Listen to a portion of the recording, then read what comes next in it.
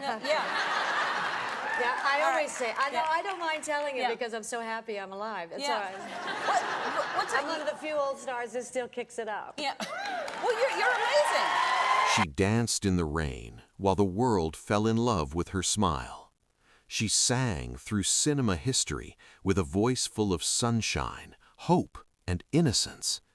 And for millions watching from darkened theaters, Debbie Reynolds became the embodiment of joy itself. But joy, when worn long enough, can become a mask. Debbie Reynolds was not merely an actress, nor simply a musical performer in Hollywood's golden age. She became a symbol of optimism, wholesomeness, and the American dream in motion. A dream that looked effortless on screen, yet demanded everything behind it. To the public, she was laughter made visible. To the studios, she was reliability, discipline, and charm packaged in perfect symmetry. To the world, she was the girl next door who made it, proof that kindness could survive in an industry famous for cruelty.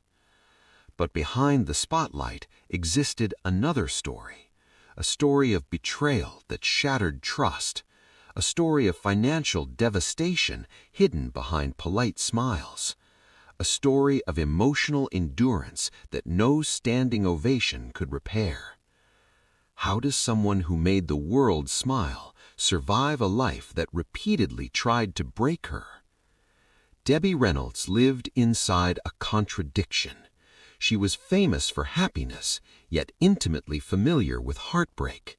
She built a career on fantasy, while her private life unfolded like a tragedy. In the golden age of Hollywood, an era of glittering premieres and manufactured perfection, Debbie stood apart, not because she was ruthless, not because she was powerful, but because she was human. She cried when cameras stopped rolling. She doubted herself even after applause thundered, and she endured pain with the same grace she displayed on screen. This is not merely the story of a movie star.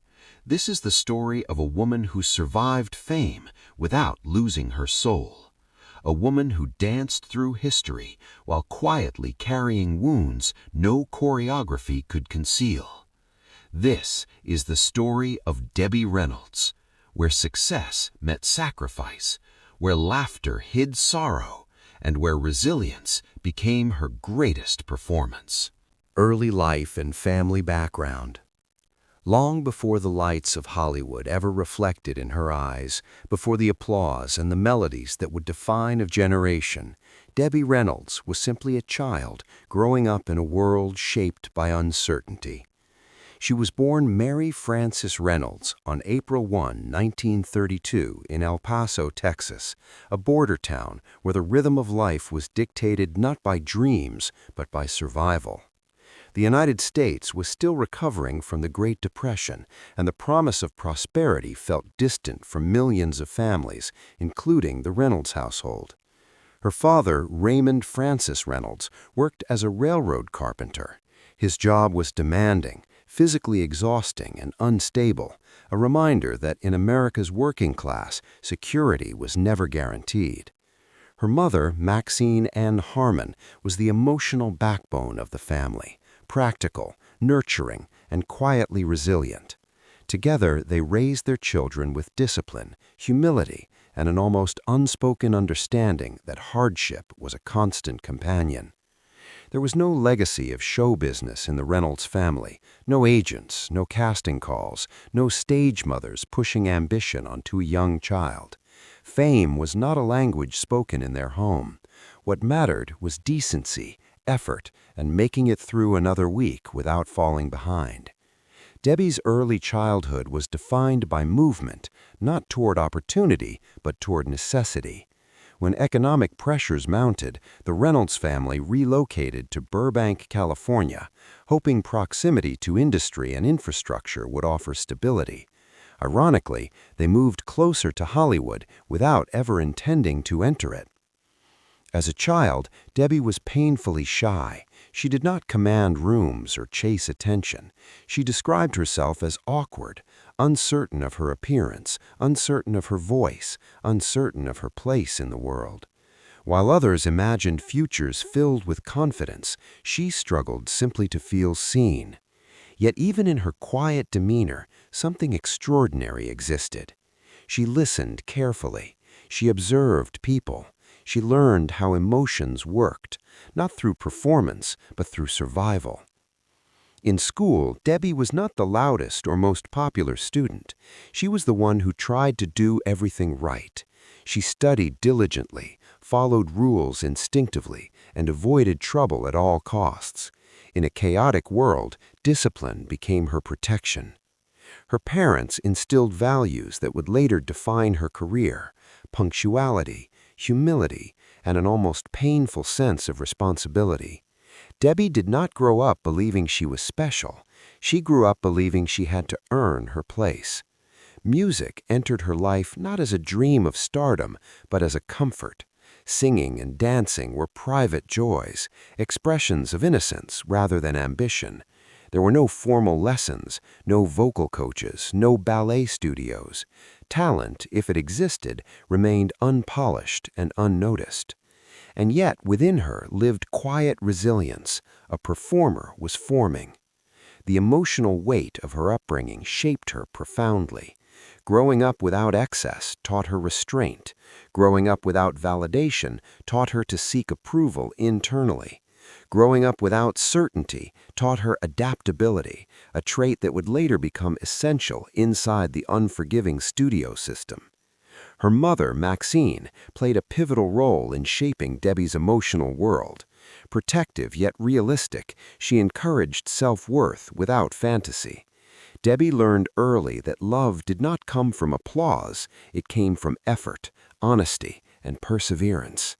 This grounding would become her anchor when fame arrived too fast and demanded too much. There were no childhood traumas splashed across headlines, no sensational tragedies that shaped her youth. Instead, her trauma was subtle, the constant pressure to behave, to please, to avoid failure. She internalized responsibility at an age when most children were learning how to dream freely. As adolescence approached, Debbie remained unaware of her own beauty. She did not see herself as remarkable. Hollywood, if it existed at all, felt distant, a place for other people's lives, not hers. And then, in almost an accidental twist of fate, opportunity approached. In 1948, while still a teenager, Debbie entered the Miss Burbank Beauty Contest. It was not ambition that led her there, it was suggestion, encouragement, a moment of curiosity, rather than a calculated move toward fame. She did not expect to win. She did not imagine consequences. But when her name was announced, everything changed. That single moment, born not from hunger for fame, but from quiet courage, became the doorway through which her entire life would transform. And yet, at that moment, standing on a small local stage, she was still just Mary Frances Reynolds, still grounded, still unsure, still unaware that childhood had just ended. What lay ahead was not just success, but exposure, pressure, and loss of innocence at a scale she could not yet comprehend. And while Hollywood was preparing to discover Debbie Reynolds, she herself had not yet discovered who she truly was. First steps and struggles.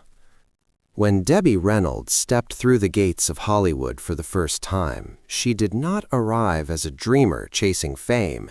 She arrived as a teenager trying not to fail.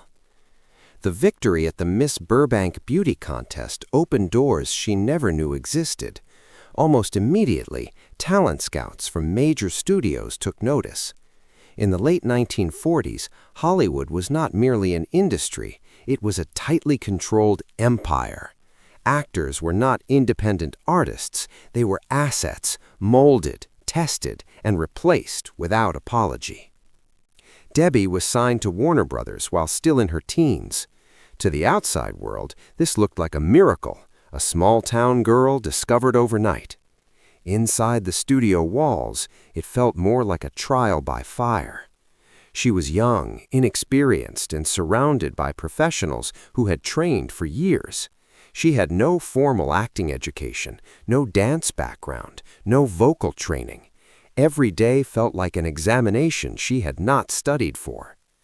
At Warner Brothers, she was placed into the studio's rigid contract system. Schedules were brutal, expectations were unforgiving, and mistakes were remembered. Debbie was given minor roles, brief appearances, background parts, characters designed to test rather than showcase. She was often cast as the wholesome girl, the polite presence, the safe option. Compliments were rare. Criticism was constant. The pressure was relentless. She trained endlessly, moving from acting classes to vocal rehearsals to dance sessions. Her body was pushed beyond comfort. Her confidence, already fragile, was tested daily. She watched others excel while she struggled to keep pace. There were moments when she believed she would be dropped, moments when she felt invisible, moments when quitting felt like relief. But Debbie had been raised not to quit. When Warner Brothers failed to see immediate potential, she was released from her contract. For many young performers, this would have been the end, proof that Hollywood had no place for them. Instead, it became another turning point. She was soon signed by Metro-Goldwyn-Mayer, the most powerful studio of the era. MGM was legendary for its musicals, its stars, and its ruthless standards. It was here that Hollywood dreams were either refined into icons or crushed beyond repair. At MGM, Debbie was immediately placed under scrutiny. Executives saw her as pleasant but not exceptional. She lacked the technical polish of trained dancers and singers. In a studio famous for perfection, she was considered a risk. Debbie knew it. Every day she fought against the quiet assumption that she did not belong. She was trained aggressively, sometimes cruelly, by instructors who expected instant results. Dance rehearsals lasted for hours. Vocal coaches demanded range she had not yet developed.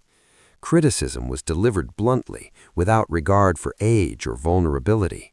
There were no allowances for fear. Debbie later recalled crying between rehearsals, overwhelmed by exhaustion and self-doubt. She would hide in dressing rooms, afraid to be seen breaking down. Tears were weakness, and weakness was not tolerated. Yet something remarkable occurred during this period. She adapted. She studied others obsessively. She memorized movements late into the night. She practiced until pain became familiar. Her lack of natural virtuosity was replaced by discipline. Her fear was replaced by endurance. Hollywood had not discovered her talent, she built it. Her early MGM roles remained modest, light comedies, supporting appearances, musical numbers designed to test rather than showcase. She was learning on camera, failing publicly, and improving quietly. The studio system did not nurture individuality, it demanded obedience. Debbie learned how to take direction without complaint, how to adjust her personality to fit roles, and how to maintain a smile regardless of emotional state. This period shaped her survival instincts. She learned that Hollywood loved appearances more than people. She learned that approval was conditional.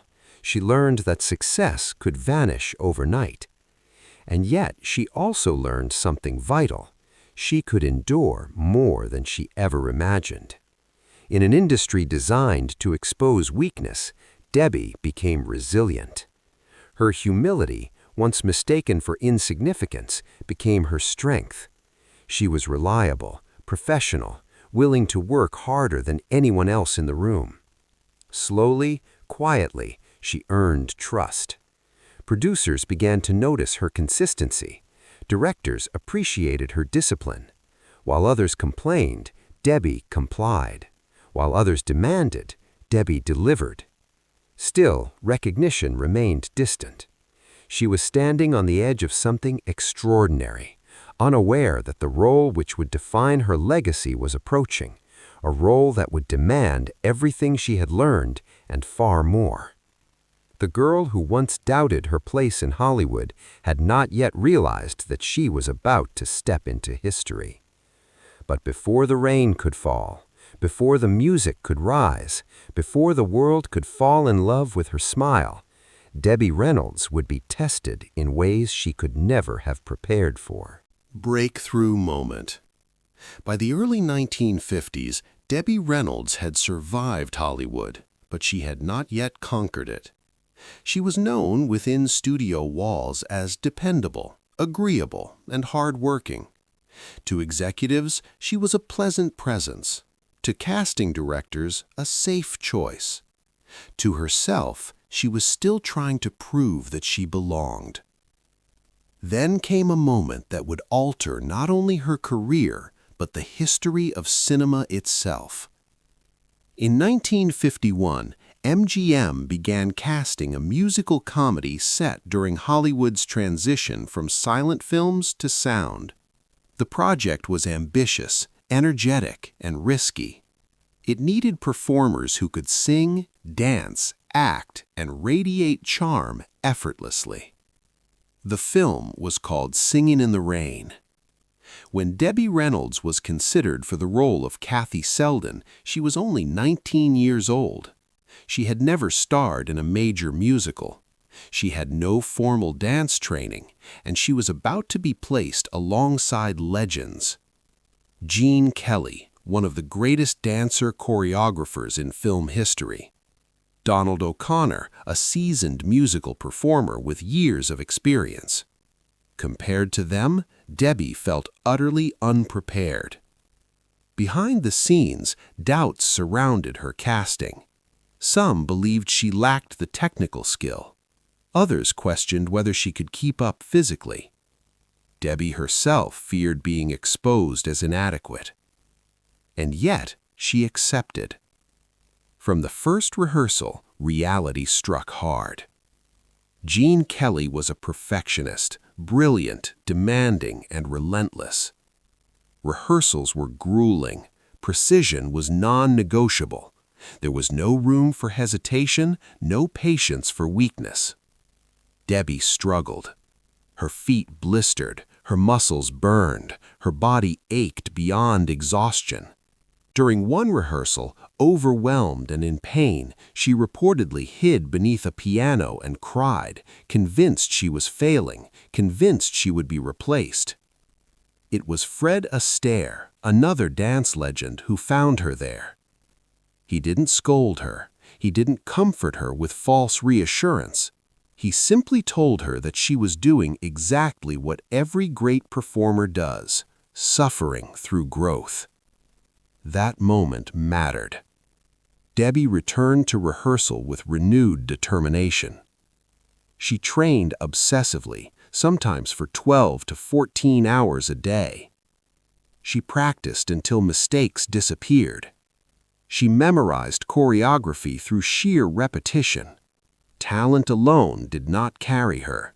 Discipline did. By the time filming began, Debbie Reynolds was transformed. On screen, she radiated confidence. Her movements appeared effortless. Her smile was luminous. Audiences never saw the pain behind the performance, only joy, warmth, and romantic charm. When Singin' in the Rain premiered in 1952, it was an immediate triumph. Critics praised its energy, humor, and innovation. Over time, it would be recognized not just as a great musical, but as one of the greatest films ever made. And at the center of it all was Debbie Reynolds. She was no longer the inexperienced girl struggling to survive studio training. She was a star. The transformation was astonishing. Before the film, Debbie was considered promising. After it, she was unforgettable. Audiences fell in love with her sincerity. Unlike other stars molded into distant perfection, Debbie felt accessible, real. She laughed naturally. She expressed emotion openly. She did not intimidate. she invited. Hollywood noticed. Offers poured in, leading roles followed. Debbie Reynolds had crossed an invisible line from hopeful performer to cultural icon. Yet even in triumph, she remained grounded. Fame did not erase insecurity. Applause did not silence self-doubt. Debbie still saw herself as someone who had to work twice as hard to earn half the praise. But now she carried proof. She had survived one of the most demanding productions in Hollywood history. She had held her own beside legends, and she had delivered a performance that would endure for generations. Singin' in the Rain did more than launch her career. It defined her public image forever. She became the face of optimism, the embodiment of joy. The girl who danced through difficulty and made it look like magic. What audiences didn't know was that this breakthrough, glorious as it was, would also become a burden. From that moment on, Debbie Reynolds would be expected to smile endlessly, perform flawlessly, and represent happiness, even when her own life would later collapse into heartbreak. The rain had changed everything. And as the applause grew louder, the distance between her public joy and private pain was only beginning to widen. Peak career and achievements. After the triumph of Singin' in the Rain, Debbie Reynolds was no longer chasing success, she was carrying it. Hollywood, always hungry for symbols, crowned her the embodiment of cheerfulness, grace, and youthful optimism. In an era defined by spectacle and perfection, Debbie became the star audiences trusted. The 1950s were her golden era. Studio executives positioned her as a leading lady who could do it all: sing, dance, act, and charm without arrogance. Unlike many of her contemporaries, Debbie's appeal was not rooted in mystery or distance. She felt familiar, approachable, as if she belonged not on a pedestal, but in the living rooms of America. Film after film reinforced her status. She starred in musical comedies that celebrated joy rather than complexity, warmth rather than danger. Her performances were precise yet natural, joyful yet controlled. Audiences saw her not as a manufactured star, but as someone who genuinely loved entertaining. One of her most celebrated performances came in 1956 with The Tender Trap, where she displayed comic timing and romantic presence that expanded her range beyond musicals. She proved she could hold her own in dialogue-driven roles, maintaining charm without relying on song and dance. Then came 1957's Tammy and the Bachelor.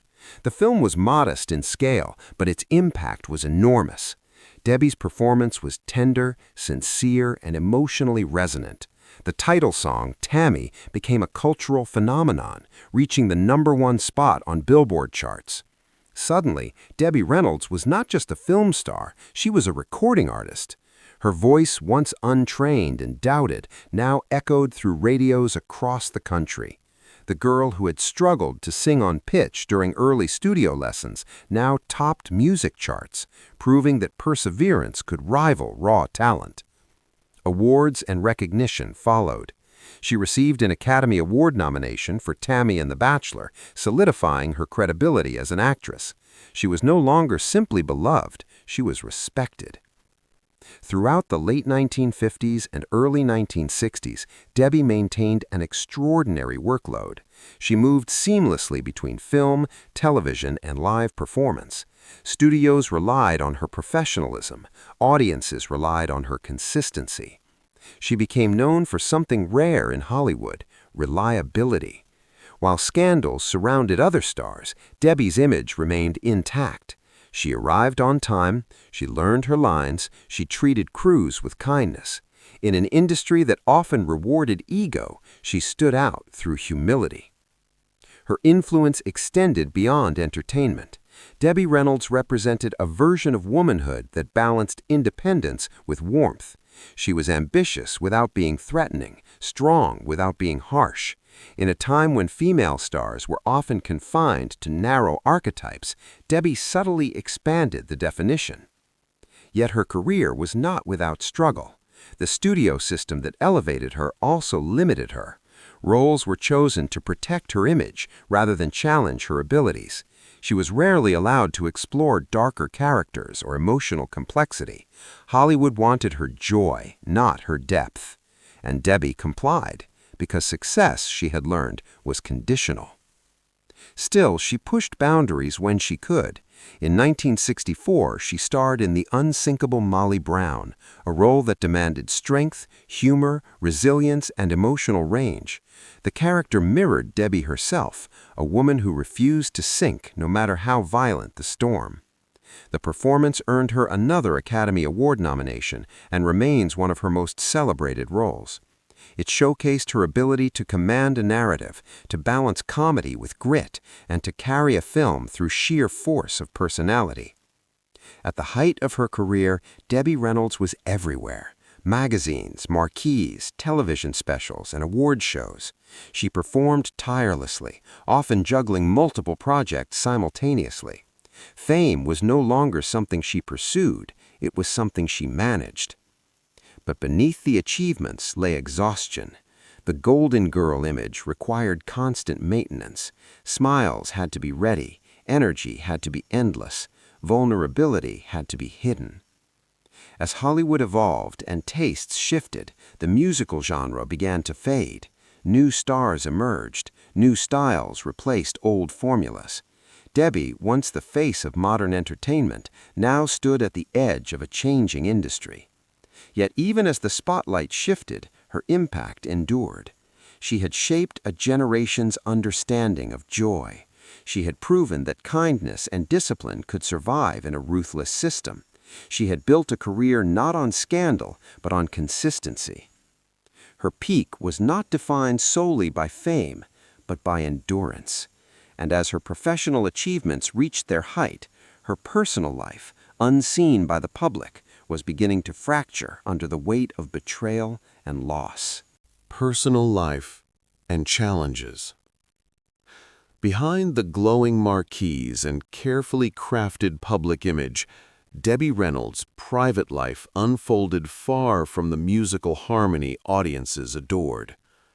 While the world saw a woman defined by joy, discipline, and optimism, her personal reality was shaped by betrayal, emotional endurance, and a relentless demand to remain composed when everything was falling apart. In 1955, at the height of her rising fame, Debbie married Eddie Fisher. To the public, they were Hollywood royalty, young, attractive, and seemingly in love.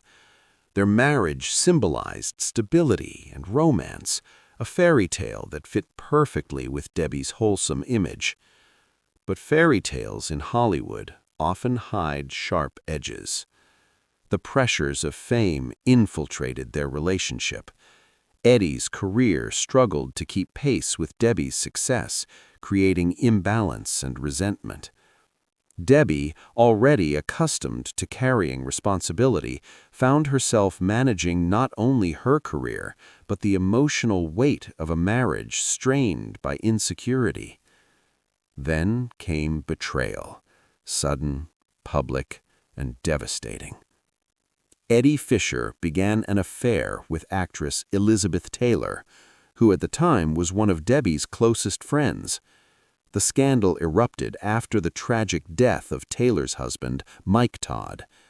What followed was one of the most infamous love triangles in Hollywood history.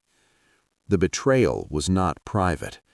It unfolded in headlines, in whispers, in judgment. Debbie was humiliated publicly, abandoned emotionally, and forced to endure heartbreak under the gaze of the entire world.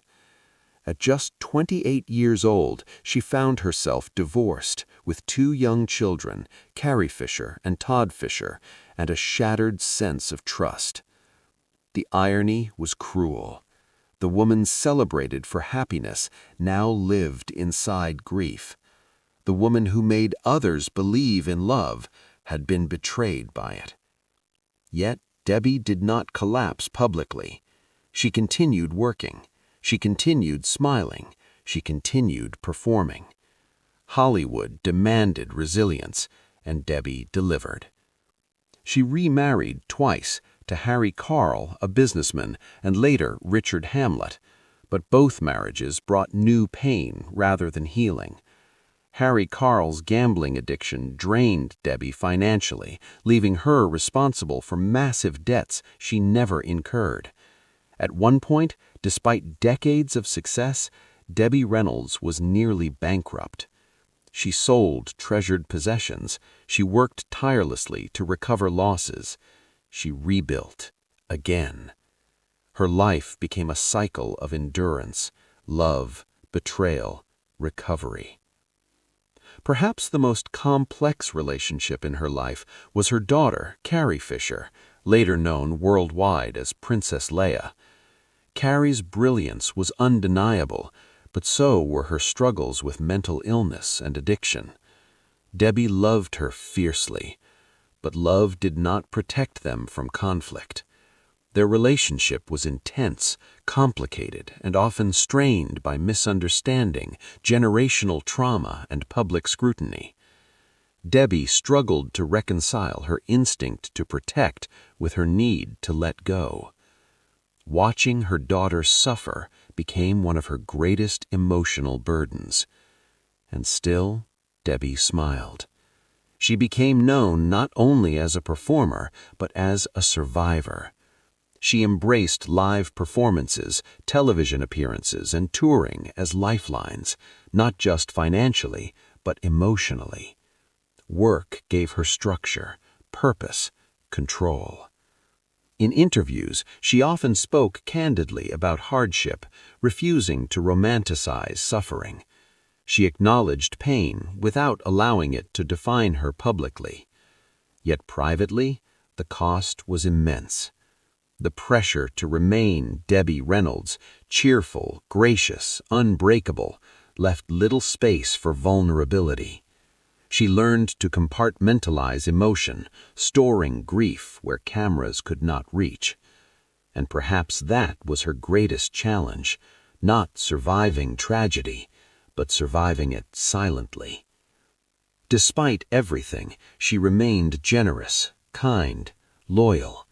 She supported colleagues, preserved Hollywood history, and championed the value of endurance over glamour.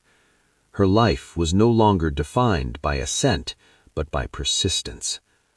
And as years passed, the toll of decades spent carrying joy for others began to show. Fame faded, youth passed, health declined. Yet Debbie Reynolds never surrendered her dignity. She faced every challenge the same way she faced choreography she couldn't master, by standing up, practicing relentlessly, and refusing to quit. The woman who once danced effortlessly on screen was now dancing through survival. And as time moved forward, the world would soon see how closely her fate would intertwine with the legacy she left behind. Later years, decline. As the decades moved forward and Hollywood continued its relentless march toward youth and reinvention, Debbie Reynolds entered a chapter of life defined not by stardom, but by endurance. The roles grew fewer, the lights dimmed, and the industry she once defined no longer knew what to do with a woman whose greatest weapon had always been grace. The musical era that had built her legend was fading. Studios shifted focus toward realism, rebellion, and spectacle. The qualities that once made Debbie indispensable, wholesomeness, warmth, sincerity, were no longer fashionable. But she did not disappear. Instead, she adapted. Debbie turned toward live performance, television appearances, and stage work, refusing to let relevance dictate her worth. She toured relentlessly, performing in theaters, nightclubs, and special events. Each performance was not a return to glory, but a declaration of survival. Financially, the later years were often unstable. The debts left behind by failed marriages, especially Harry Carl's gambling losses, had stripped her of security. Despite decades of success, Debbie was forced to work continuously to rebuild what had been taken. She sold personal collections. She took on projects others might refuse. She refused to be defeated. One of her most ambitious undertakings was her attempt to preserve Hollywood history. Debbie became an obsessive collector of film memorabilia, costumes, props, artifacts from cinema's golden age. She envisioned a museum that would honor the artistry of a disappearing era. The dream was noble and financially devastating. Repeated efforts to open a Hollywood museum failed due to funding issues, legal disputes, and mounting costs. Each failure deepened her financial strain, forcing her to auction priceless items she had fought to preserve. It was heartbreaking irony. The woman who embodied Hollywood history was forced to sell it piece by piece to survive. Emotionally, her later years were shaped by concern for her children, especially Carrie Fisher. Carrie's struggles with bipolar disorder and addiction became increasingly public, adding layers of worry and pain to Debbie's life. She stood by her daughter fiercely, defending her publicly and supporting her privately. Their relationship matured into mutual respect, two women bound by love, fame, and shared vulnerability. Debbie's health began to decline as well. She suffered a stroke in 2015, followed by additional medical complications.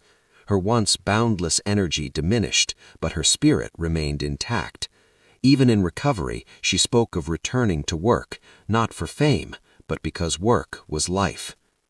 Despite physical limitations, Debbie continued to appear in film and television, often portraying maternal figures, wise, gentle, and enduring.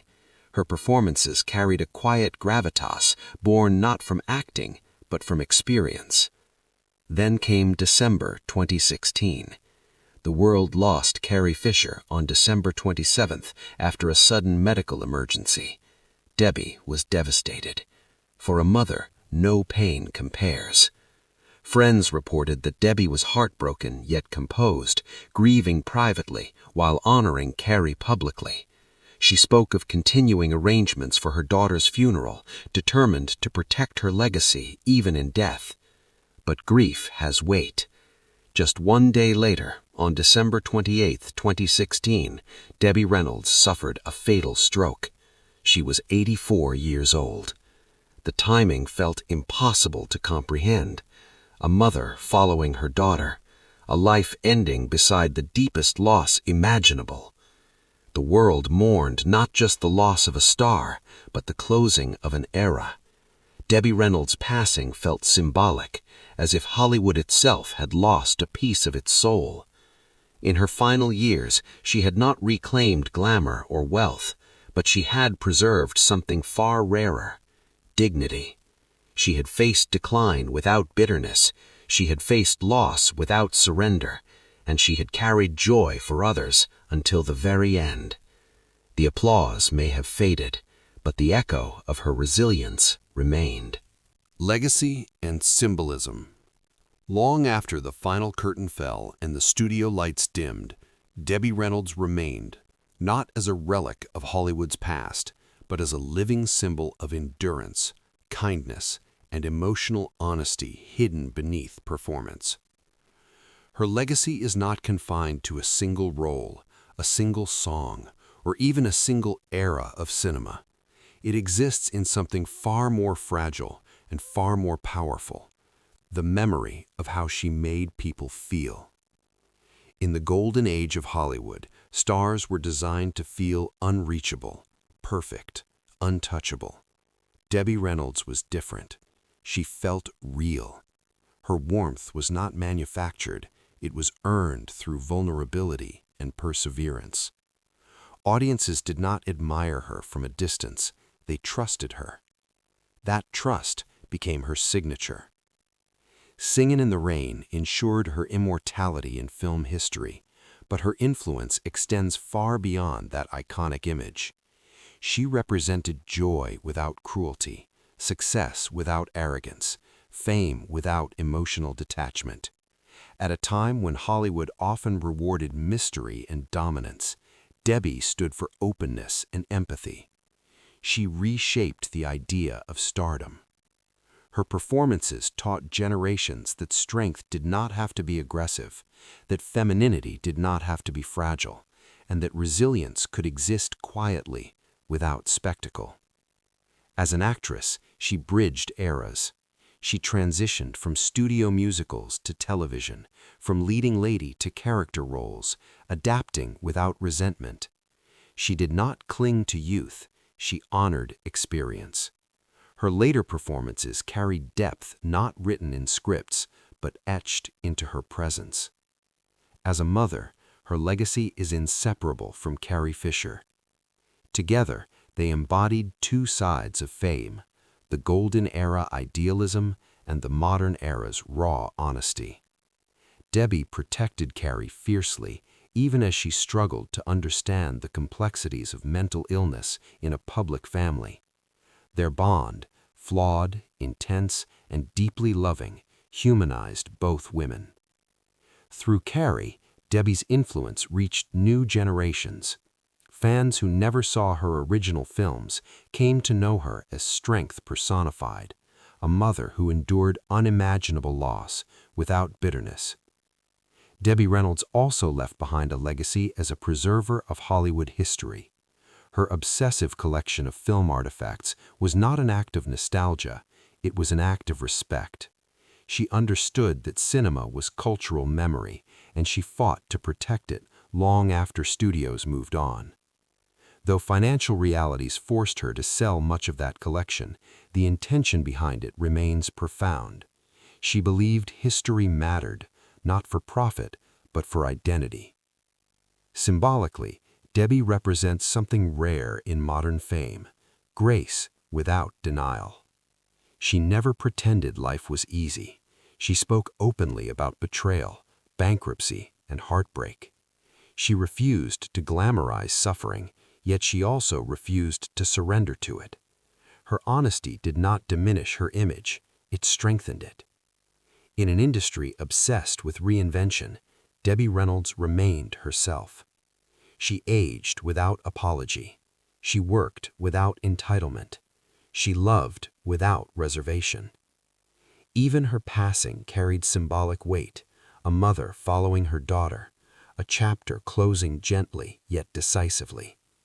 Their deaths reminded the world that behind legends are human hearts, vulnerable, breakable, and deeply loving.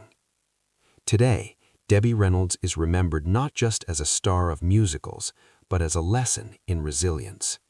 She is cited by performers who value discipline over ego, kindness over ambition, and longevity over spectacle. Her smile, once seen as effortless, now carries deeper meaning. It was not the absence of pain. It was the choice to rise above it. Debbie Reynolds stands as a symbol of a Hollywood that valued craft, commitment, and character. She reminds us that joy can coexist with sorrow, and that survival itself can be an art form. Her legacy is not loud. It is enduring.